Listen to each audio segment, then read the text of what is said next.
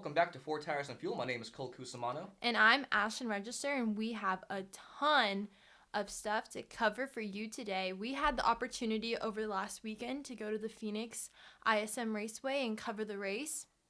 It was an amazing opportunity, and we'd like to thank ISM Raceway for it. Before we get into our green flag and recapping the race, let's talk about qualifying that happened last Friday. There was a huge incident with Daniel Suarez and Michael McDowell. Basically what happened was Daniel Suarez was on his fast lap for qualifying, and Michael McDowell did not speed up and ruin Suarez's lap. Suarez's spotter basically told him, if he's going to ruin yours, ruin his. And Suarez basically did that. He stayed back on the track while he was making his fast lap and made his way to pit road, but opted to stay out in the preferred line on the racetrack instead of slowing down to the apron. And then there was some fists thrown on pit road after the incident. Do you think that qualifying is now becoming something to watch for NASCAR fans, or is it that was just like a one-time fist fight? Well, this is the second incident we've seen happen in qualifying. You had the race in Atlanta where I guess Clint Bowyer sped up to beat Austin Dillon out of the pits. So we're seeing more of an emphasis on track position with this new rules package, and it's making qualifying more of an event for fans to watch. And, I think it's going to bring in a lot of viewers. This was great exposure for the sport with Michael McDowell and Daniel Suarez. As we mentioned before, I think the first episode, after the Daytona 500, Michael McDowell had these comments. He was very fired up about not being shown respect. And Daniel Suarez basically came out and said that he didn't have any respect from Michael McDowell in this incident. So I think it's very cool to see a guy like McDowell, an underfunded team, come out and show his aggression and draw these viewers in. And the ironic thing, they actually qualified right next to each other, so they rode the same track up to the track on Sunday, and when they introduced Daniel Suarez, they played the Rocky music, which everyone kind of got a laugh out of. Yeah, that was really funny. I love that. Great touch by ISM Raceway. Prior to the madness during qualifying, I actually caught up with Daniel Suarez, basically talking to him about his transition to Stewart-Haas Racing, how Tony Stewart's been to him as a boss and a mentor, and as well as what his teammates have been like, Kevin Harvick, Aric Almirola. It's a little bit different to have a boss that is a race car driver as well. He brings a lot to the table as a race car driver. So it's been very good to get advice from him and to get a lot of support from a driver that we all know that has an amazing background and he has won a lot of things in the sport. I had an amazing relationship with Aric even before this year. But with Clint and with Kevin, we had an okay relationship, and I feel like now he's much better and he's much stronger than before. So looking down the line, Daniel Suarez early on this season, he had a 33rd place finish at Daytona, which you can kind of erase because it's Daytona.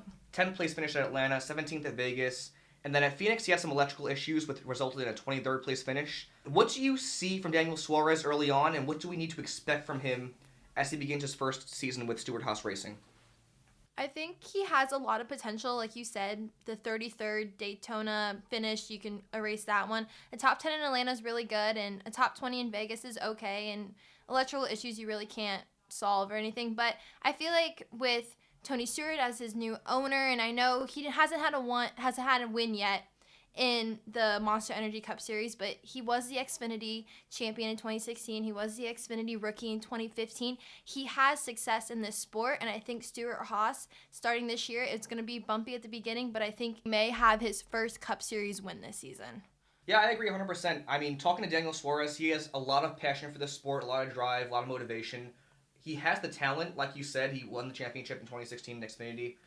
I think he has what it takes, and he will get a win this season. I truly believe that. I think a lot of new people are going to get wins this season. I know a lot of the veterans are starting out winning Atlanta, Vegas, Kyle Busch winning another race in Phoenix. But I feel like later as the season goes, I feel like a lot of more people are going to get their first wins this season. There's going to be a different playoff group of drivers than we've seen in past years. Yeah, speaking of guys getting their first win this season, possibly, I actually got to speak with Alex Bowman. 25-year-old driver enters his second season driving the 88 car full-time. I asked him what his expectations are going into this season and what the reception has been to longtime Dale Jr. fans. I feel like I need to win every week. That's why I get paid to be here. So that's last year, there were positives making the playoffs and everything, but that's not how we expect to run. And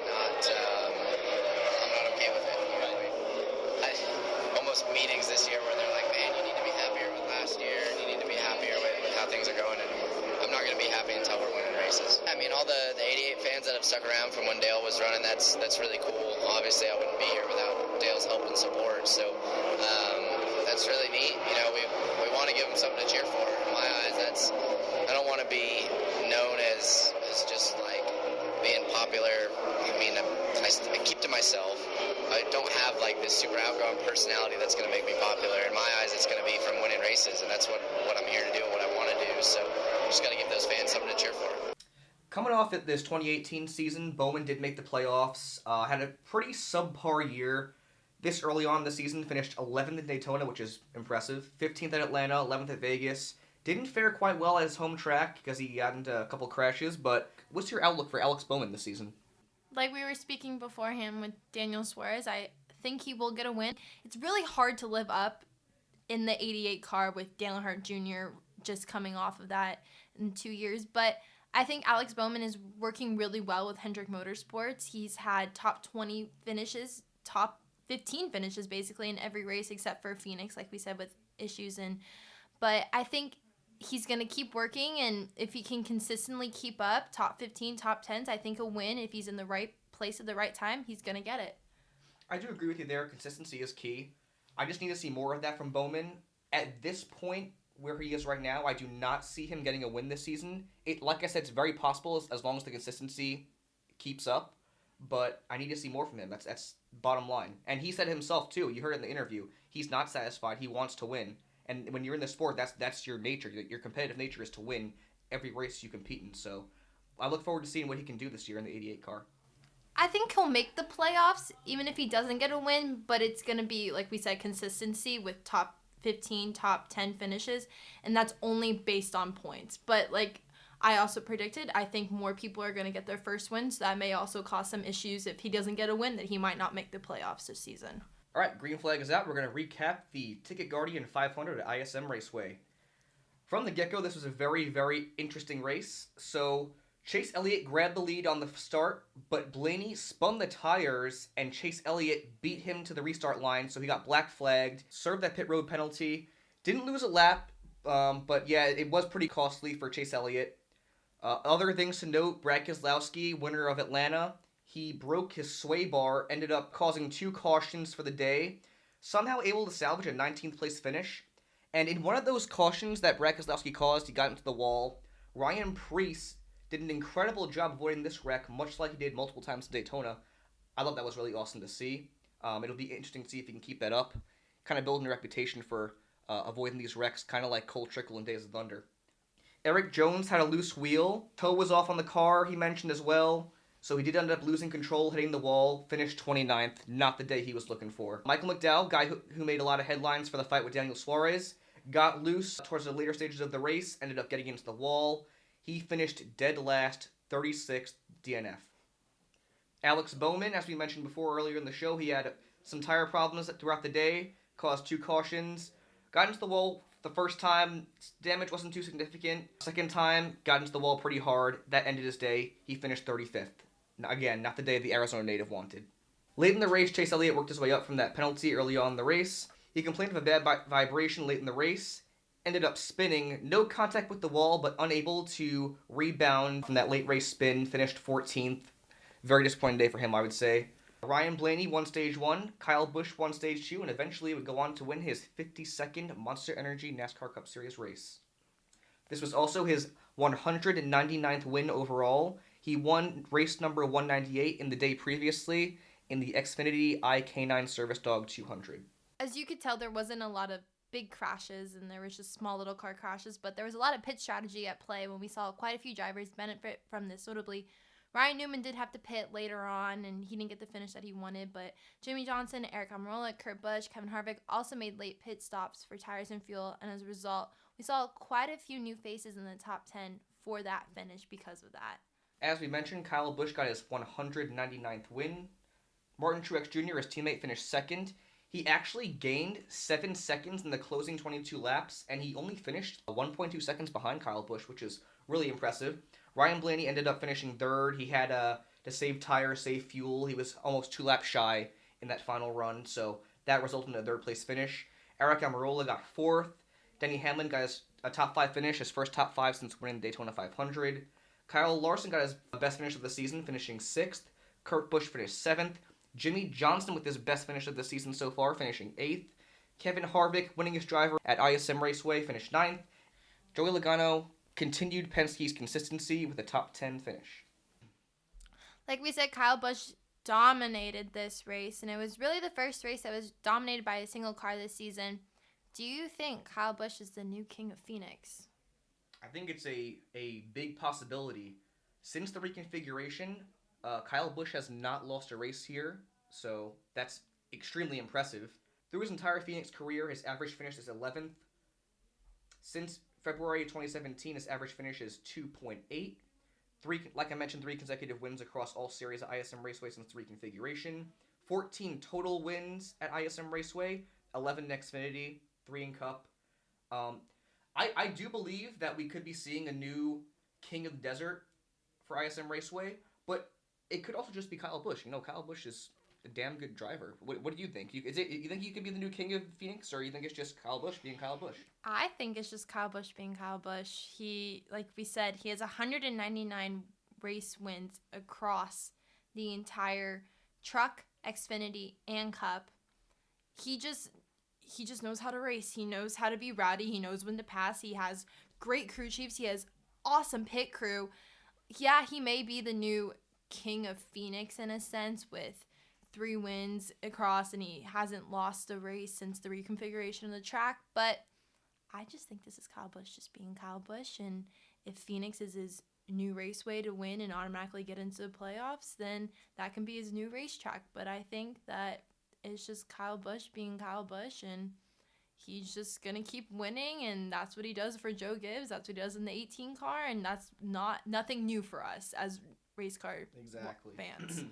Only time will tell, but numbers don't lie. Kyle Busch seems to be turning into the new King of Phoenix. Got the chance to catch up with Jimmy Johnson and Ryan Blaney following the race. Here's what they had to say about their finishes of the Ticket Guardian 500.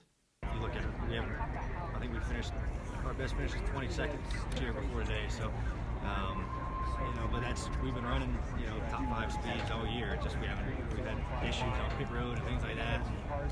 It's just nice to kind of finally put a day together to run where we deserve to win, and hopefully we can kind of keep that ball rolling. It's not a victory, but it's definitely a solid day for Alan Charolais. These guys have worked so hard. And Hendrick Motorsports get us more and more, and we took a good step in the right direction. I even think in Vegas we were better where we finished. Once we lost track position, we just struggled the second half of the race. Atlanta was terrible. Can't say anything different there. But we're learning each week, and I still think we have some catching up to do. But it's certainly a solid performance. Like Kevin called a great race, really tricky with strategy. 2 tires, 4 tires. Our pit crew had to adjust mid-pit stop one time to go from 4 to 2, and everybody responded really well. Going back to Kyle Busch and his dominance in the sport, he's only 33 years old. That's incredibly young for this sport. He's gonna eclipse Richard Petty for 200 wins. He says he's chasing 100 Cup wins to be considered one of the greats in his eyes, but I think it's time that Kyle Busch gets the recognition he deserves, and I think he is getting the recognition he deserves now. You see guys like, across all sports, LeBron James, Tom Brady, and I guess within the sport, Jimmy Johnson, Jeff Gordon, Dale Earnhardt, even Darrell Waltrip, who were all hated for their dominance and success. Once they reach these historical heights, the hate kind of goes away, and they just get the respect they deserve from these fans across all sports.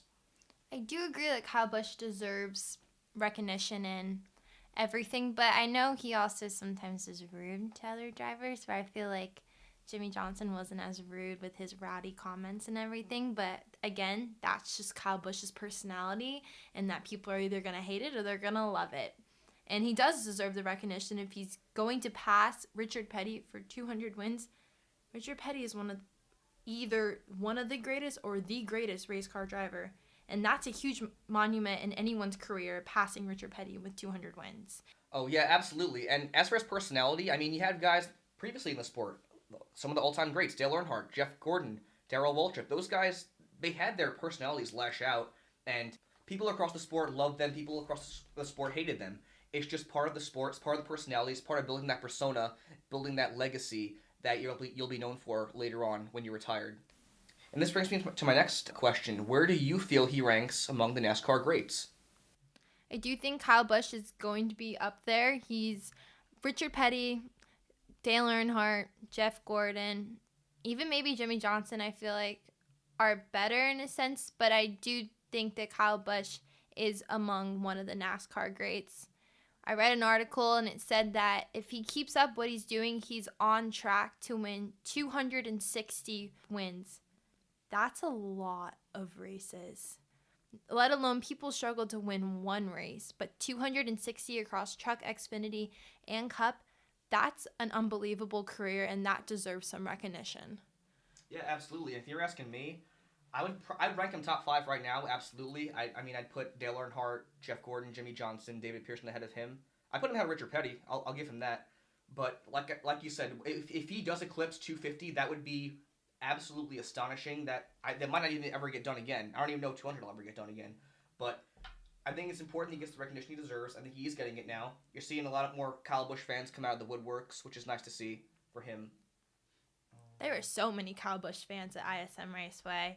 They were cheering him on when we were waiting for the last pass, but he did it Ryan Blaney, and it was awesome to see I know he's been hated throughout the sport, but it's awesome to see that his fan base is growing in a sense.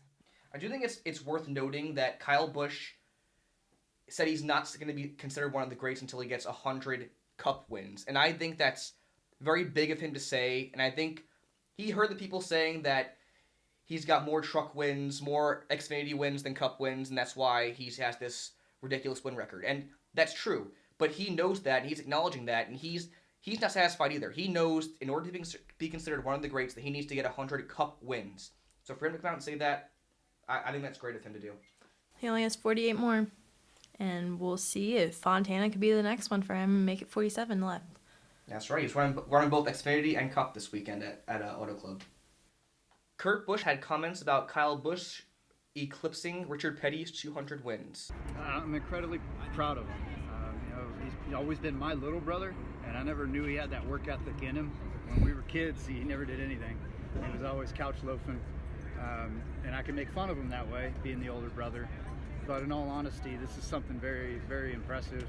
I'm proud of him, and he continues to be the gold standard in this whole world of NASCAR. No matter if it's trucks, Xfinity, Cup, those wins need to be acknowledged. The way that he's able to do it week in and week out, all the different series. He's positioned himself well with all the teams that he's racing for, and that's something to be proud of too. So he's almost there. I'll be there to give him a big hug when he gets 201.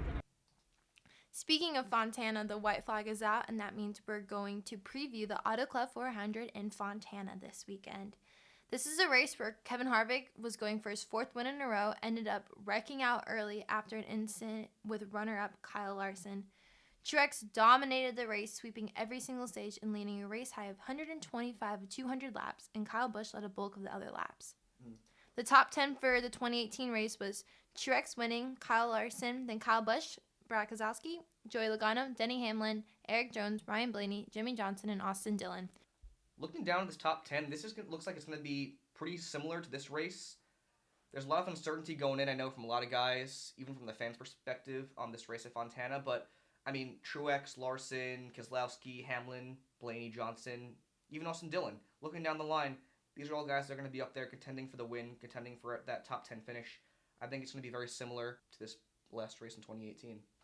While we were at ISM Raceway, Eric Almirola and William Byron had some comments about going into Fontana this weekend. I don't know.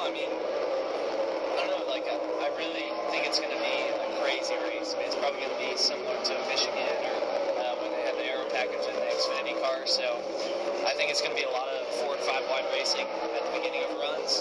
I think it's probably going to string out still, but who knows? I don't really know what to expect. I expect Auto Club to be out of control.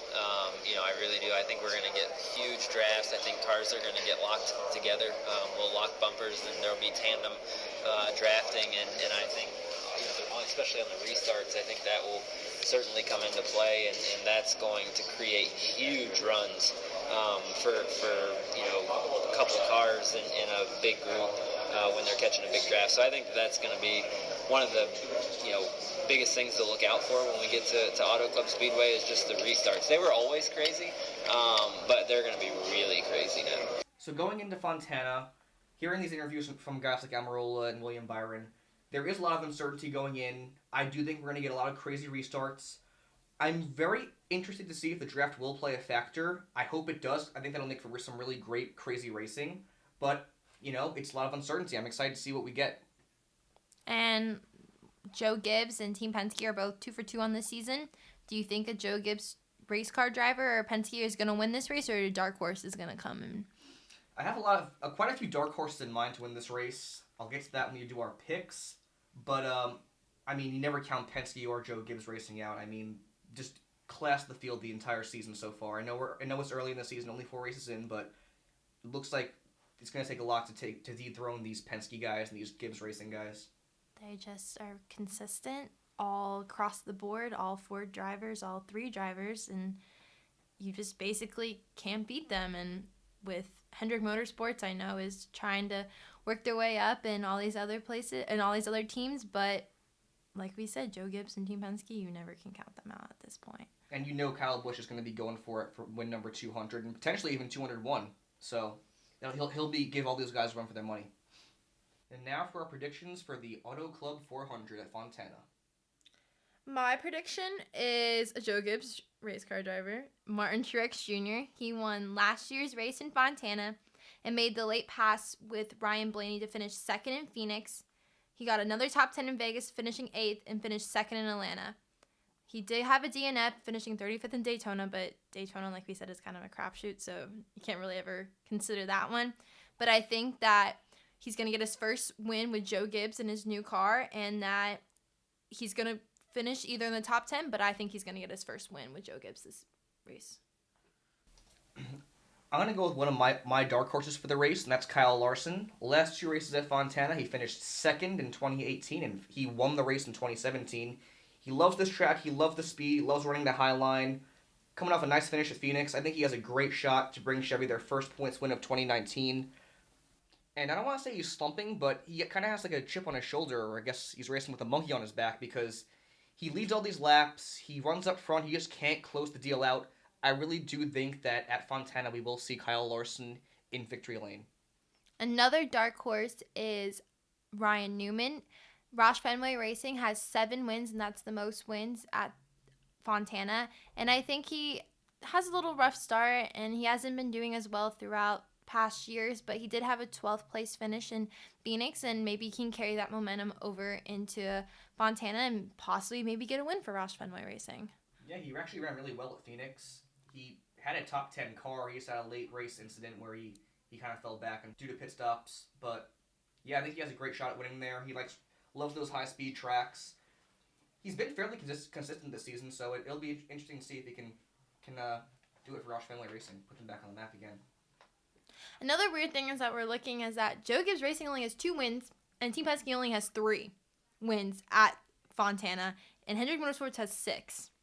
Team Penske and Joe Gibbs has been dominating these last 4 races, but maybe, like we said, dark horse, Hendrick Motorsports or Roush Fenway will come in and start off the season with a win there. Yeah, absolutely. It's very possible that either of those 2 teams tack on to their win column. Roush Fenway Racing and Hendrick Motorsports have both gone down in performance significantly over the past 5 years, I'd say. So it'll be interesting to see if somebody like Jimmy Johnson can maybe win at Fontana. He's my dark horse pick, actually. Lots of success. Most wins there were 3, tied with Jeff Gordon and Matt Kenseth. And yeah, it's his home track. If the draft does come into play, he's a great plate racer. Jimmy Johnson has the stuff to get it done. Coming off his season best finish at ISM Raceway with 8th, you can kind of see that relationship with Kevin Meendering taking place, pit strategies forming at ISM Raceway. I think that he's going to have a great run, another great run at Fontana. I think he will definitely be good for a top 10 finish, and I think he has a great shot at possibly contending for that win. Thank you so much for listening. As always, I'm Cole Cusimano. And I'm Ashlyn Register. Have a great day.